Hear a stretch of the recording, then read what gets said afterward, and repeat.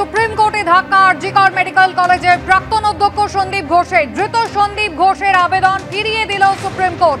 সন্দীপ ঘোষের মামলা supreme court ফিরিয়ে দিয়েছে।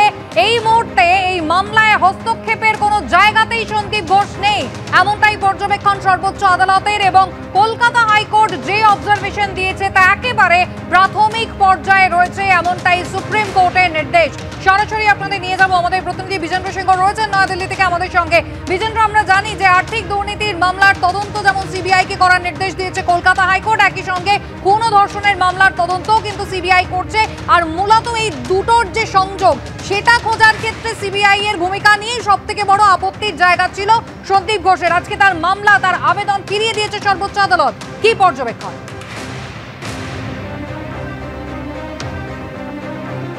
দেখো, সেটাই সব থেকে বড় যুক্তি ছিল এবং তারা চাইছিলেন কি যে হাইকোর্ট অর্ডার দিয়েছে 23 তারিখ, সেখানে পেজ নম্বর 11-এ যে প্যারা 15-এ যে কথাগুলো বলা রয়েছে সেটাতে তাদের আপত্তি রয়েছে। প্রথমে যখন হিয়ারিং স্টার্ট হয় সেই সময় তিনি বলেন কি ইনি আরজি করের প্রিন্সিপাল এবং একটা মামলা ফাইল করা হয়েছে আখতার আলীর তরফ থেকে, যিনি আগে মুর্শিদাবাদ আরজি কর মেডিকেল কলেজে কাজ করতেন। তার বিরুদ্ধে কিছু অনিয়ম ছিল, রাজ্য সরকার তদন্ত করা এবং তারপরে তাকে ট্রান্সফার করে দেওয়া হয় মুর্শিদাবাদ হাসপাতালে, এবং তিনি এই মামলাটি করেছেন। তো তার লোকাস নিয়ে একটা প্রশ্ন তোলা হয়, কিন্তু চিফ জাস্টিস বলেন কি এটা তো আপনাকে মানতে হবে কি সেই কলেজে আপনি প্রিন্সিপাল ছিলেন এবং সেখানে দুর্নীতি হয়েছে, তো সেই তদন্ত যদি হয় তাহলে আপনাদের আপত্তি হওয়ার কথা কোথায় রয়েছে, সে কথাও আজকে বলেন চিফ জাস্টিস। এবং বারবার মীনাক্ষী ওরা একটাই কথা বলছিলেন কি কেন লিঙ্ক করা হচ্ছে, একটা আর্থিক অনিয়ম করেছেন তার তদন্ত সিবিআই করবে, দুর্নীতি হয়েছে কিনা সেটা সিবিআই দেখবে, কিন্তু সেখানে রেপের সঙ্গে লিঙ্ক করে দেওয়া বা এই যে ডাক্তারের যে খুন করা হয়েছে, রেপ করা হয়েছে তাকে, সেটাকে নেক্সাস বলা এবং সেটাকে দুটোকে লিঙ্ক করে দেওয়া হয়েছে, সেটাতে তাদের আপত্তি রয়েছে। এই অবজারভেশনগুলোকে হাইকোর্টের রায় থেকে বাদ দিতে হবে, সেটাও আজকে মীনাক্ষী অরোরা বলেন। কিন্তু চিফ জাস্টিস আজকে যে খুবই ইম্পর্টেন্ট যে অবজারভেশনগুলো ছিল আজকে হিয়ারিং চলাকালীন, তিনি বলেন কি এটাকে ডিসপিউট করা যেতে পারে কি আপনি সেই আরজি করের প্রিন্সিপাল ছিলেন না যখন এই তরুণীকে ধর্ষণ এবং খুন করা হয়েছে। তিনি এটাও বলেন কি বায়োমেডিক্যাল ওয়েস্ট নিয়ে যে তদন্ত চলছে সেটার মধ্যে কোনো লিঙ্ক রয়েছে বা নেক্সাস রয়েছে কিনা এই তরুণীর ধর্ষণে, সেটাও তো তদন্তের বিষয় রয়েছে, সেটা ইনভেস্টিগেশনে উঠে আসবে, সেটা এখনই আপনারা কেন আপত্তি করছেন সে কথাও তিনি বলেন। তার সঙ্গে সঙ্গে এটাও মীনাক্ষী ওরা বলছিলেন কি কোভিড চলাকালীন এই প্রিন্সিপাল সেই কলেজে ছিলেন, তিনি কিছু স্টেপস নেন, সেখানকার ছাত্ররা স্ট্রাইকে চলে যায়, পরে সেই মামলা হাইকোর্টে যায় এবং তারপর হাইকোর্ট থেকে নিষ্পত্তি হয় কেসের, সেটাও তিনি বলেন হয়তো এটাও একটা কারণ থাকতে পারে কি আখতার আলী কেন কেস করেছে তার বিরুদ্ধে, সেখানে তার আর্থিক অনিয়মের অভিযোগগুলো কেন উঠে আসছে সে কথাও বলে। কিন্তু তখনও কিন্তু চিফ জাস্টিস বলছিলেন কি এটা আমরা এখনই এটাতে যাচ্ছি না, যেহেতু এখন তো তদন্তের নির্দেশ দিয়েছে কলকাতা হাইকোর্ট এবং তদন্তে আপনারা দেখুন কি উঠে আসছে। তিনি এটাও বলেন কি হাইকোর্ট সিবিআইকে তো আমাদের কাছেও একটা স্ট্যাটাস রিপোর্ট দিতে হবে, তো আমরা দেখি কি আমাদের কাছে কি রিপোর্ট আসছে তাদের ওখান থেকে এবং তারপরে আমাদের যা নেক্সট স্টেপ নেওয়ার সেটা নেবো। এবং এটাই বলেই তারা খুব একটা গুরুত্ব দিলেন না আজকে দুটো যুক্তিকেই, একটা হলো আখতার আলীর যে ইন্টিগ্রিটির ওপর প্রশ্ন এবং দ্বিতীয় হলো কি এই পেজ নম্বর 11-এ প্যারাগ্রাফ 15-এ কেন লিঙ্ক করা হয়েছে আরজি করের ঘটনা দুর্নীতির সঙ্গে। একেবারে বিজেন্দ্র, তুমি আমাদের সঙ্গে থাকো। সৌভিক মজুমদার আমাদের অপর প্রতিনিধি রয়েছেন আমাদের সঙ্গে। সৌভিক, অর্থাৎ একদিক থেকে দেখতে গেলে আজকে যে সন্দীপ ঘোষের যে আবেদন তা যেমন সুপ্রিম কোর্টে খারিজ হয়ে গেল, অর্থাৎ যা কলকাতা হাইকোর্টের নির্দেশ ছিল যে আর্থিক দুর্নীতির তদন্ত যেভাবে সিবিআই করছে এবং তার সঙ্গে খুন ও ধর্ষণের মামলার তদন্ত, এই দুটোর মধ্যে সম্পর্ক রয়েছে কিনা সেটা খতিয়ে দেখার যে দায়িত্ব সিবিআই কে দেওয়া হয়েছিল সেই কাজ সিবিআই করবে। এবং খুব উল্লেখযোগ্যভাবে আমাদের মাথায় রাখতে হবে যে সোমবার সিবিআই কিন্তু তাদের স্ট্যাটাস রিপোর্ট দিতে চলেছে খুন ধর্ষণ মামলায়। দেখো, একদমই প্রথমত তোমাকে বলবো যে সন্দীপ ঘোষ তিনি সুপ্রিম কোর্টের দ্বারস্থ হয়েছিলেন, সেখান থেকে কোনো সুরাহাতও তিনি পেলেনই না, বরং সুপ্রিম কোর্টের যে মনোভাব সেই মনোভাব অনুযায়ী যে সন্দীপ ঘোষের এই মামলাগুলির ক্ষেত্রে বা কোনো জনস্বার্থ মামলার ক্ষেত্রে সেখানে তার যুক্ত হওয়ার বা কোনো বক্তব্য পেশের এই মুহূর্তে কোনো তার আইনগ্রাহ্য অবস্থান নেই বা তার কোনো লোকাস নেই, সেটা সুপ্রিম কোর্টের মাননীয় প্রধান বিচারপতি তিনি কিন্তু স্পষ্ট করে দিয়েছেন। অর্থাৎ সন্দীপ ঘোষকে এই মুহূর্তে কোনো রকম গুরুত্ব দিতে বা তার বক্তব্য সেই অর্থে প্রাধান্য দিয়ে বা গুরুত্ব দিয়ে শোনার ক্ষেত্রে সুপ্রিম কোর্ট কিন্তু প্রস্তুত নয়। তার কারণ তুমি জানো যে সুপ্রিম কোর্টের কাছে সন্দীপ ঘোষের বক্তব্য ছিল যে কলকাতা হাইকোর্টের তরফে যে আর্থিক দুর্নীতির ক্ষেত্রে সিবিআই তদন্তের নির্দেশ দেওয়া হয়েছিল সেই নির্দেশের তিনি প্রাথমিক পর্যায়ের বিরোধিতা করেছিলেন, কিন্তু তিনি যখন এই মামলা নিয়ে সুপ্রিম কোর্টে পৌঁছেছিলেন সেই সময় তিনি কিন্তু কিন্তু সিবিআই এর হেফাজতে ছিলেন না। সেই সময় তিনি শুধুমাত্র সিবিআই এর জিজ্ঞাসাবাদের সম্মুখীন হচ্ছিলেন। কিন্তু তার পরবর্তী পর্যায়ে তুমি জানো যে ইতিমধ্যেই সন্দীপ ঘোষ গ্রেপ্তার হয়েছেন। ফলত তার প্রাথমিক পর্যায়ের যে আবেদন ছিল সেই আবেদন ইতিমধ্যেই সুপ্রিম কোর্ট গ্রহণ করেনি। দ্বিতীয় পর্যায়ে সন্দীপ ঘোষের যে আবেদন ছিল সেটা হলো যে কলকাতা হাইকোর্টের সিঙ্গেল বেঞ্চের তরফে যে সিবিআই তদন্তের নির্দেশ দেওয়া হয়েছিল সেই নির্দেশের 11 নম্বর পৃষ্ঠার 15 নম্বর প্যারাগ্রাফে বা অনুচ্ছেদে খুব স্পষ্ট করে বলা হয়েছে যে যে অভিযোগ উঠছে বা তার সঙ্গে এই চক্রান্তে যুক্ত থাকার যে অভিযোগ উঠছে সেই অভিযোগের সঙ্গে বর্তমান যে ঘটনা অর্থাৎ ধর্ষণ এবং খুনের যে ঘটনা তার কোনো যোগসূত্র আছে কিনা এইটা সিবিআই খতিয়ে দেখবে। তার কারণ কলকাতা হাইকোর্টের মহামান্য প্রধান বিচারপতি তিনি ইতিমধ্যেই খুন এবং ধর্ষণের মামলায় সিবিআই তদন্তের নির্দেশ দিয়েছেন। ফলে আর্থিক দুর্নীতি মামলার ক্ষেত্রেও সন্দীপ ঘোষের কোনো রকম যোগসূত্র আছে কিনা বা আর্থিক দুর্নীতির সঙ্গে এই ধর্ষণ এবং খুনের কোনো যোগসূত্র আছে কিনা সেইটা সিবিআই খতিয়ে দেখবে। এই ধরনের একটা অবজারভেশন কলকাতা হাইকোর্টের সিঙ্গেল বেঞ্চ দিয়েছিল। এখন সন্দীপ ঘোষের বক্তব্য হচ্ছে যে তিনি এই তদন্তের ক্ষেত্রে সব রকমভাবে সহযোগিতা করছেন, কিন্তু তিনি চান যে কলকাতা হাইকোর্টের নির্দেশ থেকে ওই 15 নম্বর অনুচ্ছেদকে ডিলিট করা হোক। এখানেই এবং ঠিক এই জায়গাতেই সুপ্রিম কোর্টের মাননীয় প্রধান বিচারপতির তীব্র আপত্তি। তিনি বলেছেন যে এটা একেবারে প্রাথমিক পর্যায়ের একটা পর্যবেক্ষণ, ফলে সেই পর্যবেক্ষণের ক্ষেত্রে সুপ্রিম কোর্টের হস্তক্ষেপ করার কোনো প্রয়োজনীয়তা আছে বলে তিনি মনে করেন না। এর ফলে সন্দীপ ঘোষের মামলার ক্ষেত্রেও হস্তক্ষেপ করার আদৌ কোনো প্রয়োজন নেই, এই মর্মেই কিন্তু সুপ্রিম কোর্টের মাননীয় বিচারপতিরা তাদের মত প্রকাশ করেছেন। ফলে এই ক্ষেত্রে তুমি জানো যে সুপ্রিম কোর্টের তরফে আরও একটি গুরুত্বপূর্ণ পর্যবেক্ষণ যে এই ঘটনার ক্ষেত্রে সন্দীপ ঘোষের আইনজীবীরা তারা আক্তার আলীর বিরুদ্ধে অভিযোগ আনছেন।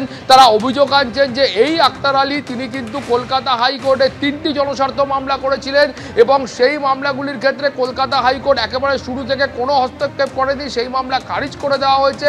কিন্তু তারপরে হঠাৎ করে এই আবহে অর্থাৎ যখন আরজি করে ধর্ষণ এবং খুনের ঘটনা ঘটল তারপরে আক্তার আলী তিনি ফের সক্রিয় হয়ে উঠলেন এবং আক্তার আলী তিনি আরেকটি রিট পিটিশন করলেন এবং সেই রিট পিটিশনের ভিত্তিতেই সিবিআইকে তদন্তভার দেওয়া হলো। ফলে এখানে আক্তার আলীর ভূমিকা নিয়েও তারা প্রশ্ন তুলেছেন এবং তারা বলেছেন যে আক্তার আলীকেও কিন্তু তারা ক্লিন চিট দিচ্ছেন না, অর্থাৎ আক্তার আলীর বিরুদ্ধেও তারা একাধিক অভিযোগ তুলছেন।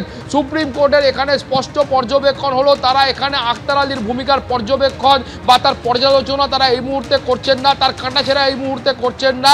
আক্তার আলী কোনো অপরাধ করে থাকলে সেক্ষেত্রে পুলিশ রয়েছে, প্রশাসন রয়েছে, তারা উপযুক্ত পদক্ষেপ নেবে। অর্থাৎ সন্দীপ ঘোষের তরফ থেকে আক্তার আলীর বিরুদ্ধে যে অভিযোগ তোলা হয়েছিল সেই অভিযোগগুলো সুপ্রিম কোর্টের তরফ থেকে স্পষ্টভাবে নাকচ করা হয়েছে। সুপ্রিম কোর্ট তারা এই মুহূর্তে আক্তার আলীর বিরুদ্ধে হস্তক্ষেপ করতে প্রস্তুত নয়। সিবিআই এর তরফ থেকে বলা হয়েছে কোনো অভিযুক্ত তিনি বলতে পারেন না যে ইনভেস্টিগেটিং এজেন্সি বা কেন্দ্রীয় এজেন্সি কোন পথে তাদের ইনভেস্টিগেশন এগিয়ে নিয়ে যাবে, অর্থাৎ যে পথে সন্দীপ ঘোষ চাইছেন সে পথে যে তদন্ত এগোবে এর কোনো মানে নেই বলে সিবিআই এর তরফে সওয়াল করা হয়। ফলে সব মিলিয়ে সুপ্রিম কোর্টে সন্দীপ ঘোষের যে অস্বস্তি ছিল সেই অস্বস্তি কিন্তু কয়েক গুণ বাড়লো। এই আবহে তুমি জানো যে আগামী সোমবার দিন সুপ্রিম কোর্টে আরজি করের যে মূল মামলা আছে তার কিন্তু হিয়ারিং হবে। ফলে সেই সময় সুপ্রিম কোর্টে সিবিআই এর তরফে একটি রিপোর্ট দেওয়া হবে, স্টেট গভর্নমেন্টের তরফে একটি রিপোর্ট দেওয়া হবে এবং সেই রিপোর্টে সিবিআই এখনো পর্যন্ত কি করতে পেরেছে, কি পদক্ষেপ গ্রহণ করতে পেরেছে এবং 14ই আগস্ট আরজি করে ভাঙচুরের ঘটনায় পুলিশের তরফ থেকে কি পদক্ষেপ নেওয়া হয়েছে সেই গোটা বিষয়টা কিন্তু স্পষ্ট হবে। একেবারে সৌভিক, অনেক ধন্যবাদ কথা বলার জন্য। আমি আপনাদের এবার আরজি কর মেডিকেল কলেজ চত্বরে নিয়ে যাব, যেখানে 9ই আগস্টের ঘটনার পর কিন্তু একটানা আন্দোলন করে চলেছেন জুনিয়র ডাক্তাররা। তারা কি বলছেন সুপ্রিম কোর্টের এই অবজারভেশন শোনার পর? জিলাম করঞ্জাই রয়েছেন আমাদের সঙ্গে। জিলাম, সোমবার দিন হিয়ারিং রয়েছে খুন ও ধর্ষণ মামলায়, আমরা জানি সিবিআই স্ট্যাটাস রিপোর্ট দেবে, কিন্তু তার আগে সন্দীপ ঘোষ যে আবেদন আজকে সুপ্রিম কোর্টে করেছিলেন তা কিন্তু একেবারে বাতিল হয়ে গিয়েছে এবং সন্দীপ ঘোষ তিনি নিজে একজন অভিযুক্ত, তিনি এই মামলা কিভাবে চলবে, এজেন্সি কিভাবে তদন্ত করবে, কোনোভাবে হস্তক্ষেপ করার কোনো জায়গাতেই নেই, সুপ্রিম কোর্ট স্পষ্ট জানিয়ে দিয়েছে। একদম এই মুহূর্তে আরজি করে এমার্জেন্সির সামনে যে অবস্থান মঞ্চ রয়েছে সেখানে আন্দোলনকারী চিকিৎসকরা এখনও আছেন এবং তাদের যে দেখা যাচ্ছে তারা এখনও অনমনীয় এবং তাদেরকে কোনোভাবে দমিয়ে দেওয়া যায়নি, আন্দোলন চালিয়ে যাচ্ছেন তারা এবং তাদের এই আন্দোলনের যে মনোভাব তার সঙ্গে একইভাবে চলছে সব বিষয়। এবং এইখানে যারা রয়েছেন তাদের সঙ্গে আমরা কথা বলবো। অন্যতম এখানে অনিকেত, যেটা আপনার থেকে আমরা জানতে চাইবো, আজকে সুপ্রিম কোর্টে যে মামলা করেছিলেন সন্দীপ ঘোষ, যে তার বিরুদ্ধে যে তদন্ত হচ্ছে সিবিআই, সেটা যেন না হয়, আপনি কি বলবেন সেই বিষয় নিয়ে? সেটা রিজেক্ট করে দিয়েছে সুপ্রিম কোর্ট এবং বলেছে যে হাইকোর্টের যে রায় সেটা একদম ঠিক তাদের। আমরাও তাই মনে করি। মহামান্য সুপ্রিম কোর্ট যে সদর্থক বার্তা দিয়েছেন, সেই সদর্থক বার্তাকে আমরা আন্দোলনকারীরা স্বাগত জানিয়ে এই কথা বলতে চাই যে আমাদের আন্দোলনের মূল যেটা সুর ছিল সেটা হচ্ছে যে বিচার। এই কেসের ক্ষেত্রে যা যা অতি দ্রুততার সাথে করা দরকার সেটা করা উচিত।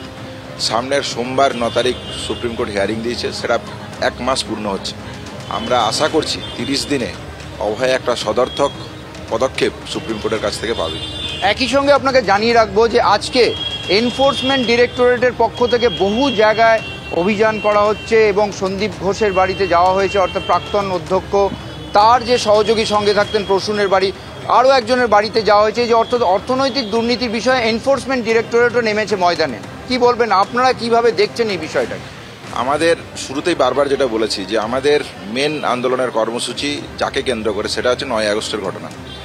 স্বাভাবিকভাবে এই দুর্নীতির প্রসঙ্গ এর সাথে ওতপ্রোতভাবে জড়িত হয়ে যায়।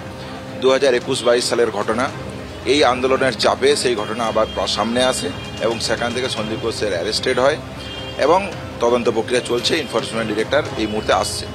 আমরা মনে করি মেডিকেল ছাত্র হিসেবে মেডিকেল এথিক্সের সাথে যে অবমাননা হয়েছে এই দুর্নীতির মধ্যকে কেন্দ্র করে, তার সুনির্দিষ্ট বিচার হওয়া উচিত।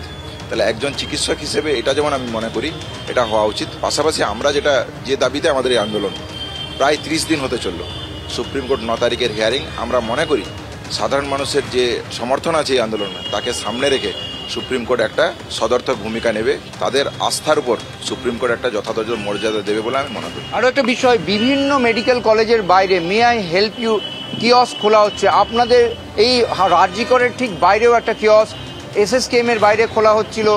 স্বাস্থ্য সচিব বলছেন যে এগুলো খোলা হচ্ছে রোগীদের সাহায্য করার জন্য, যারা ডেট পাচ্ছেন না তাদের ক্ষেত্রে, এবং তাদের স্বাস্থ্যসাথী কার্ড থাকলে বেসরকারি হাসপাতালে যেখানে স্বাস্থ্যসাথীর পরিষেবা হয় সেখানে পাঠানোর জন্য স্বাস্থ্য দপ্তর এটাকে সাহায্য করছে, সমর্থন করছে এবং তাদের এই উদ্যোগে এই জিনিসটা চলছে। কি বলবেন আপনারা? পরিষ্কার এটা নিয়ে বলতে চাই যে আরজি করের বুকে এমার্জেন্সি এবং নন এমার্জেন্সি পরিষেবা খোলা আছে। সিনিয়র চিকিৎসকরা তারা পরিষেবা দিচ্ছেন, আমরা কর্মবিরতিতে আছি। সাধারণ মানুষের কাছে আমি পরিষ্কার বলতে চাই, এই যে স্বাস্থ্য সচিবের আন্ডারে যেটা কিয়স্ক খোলা হয়েছে, এর আরজি করের বুকে এবং আরজি কর সহ অন্যান্য মেডিকেল কলেজের বুকে এর কোনো প্রয়োজনীয়তা নাই।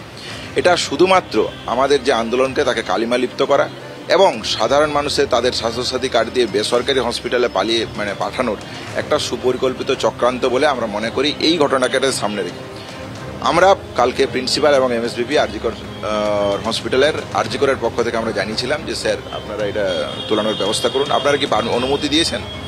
কেন এটা কোথা থেকে এলো? তো তারা বলে যে না, আমরা অনুমতি দিইনি।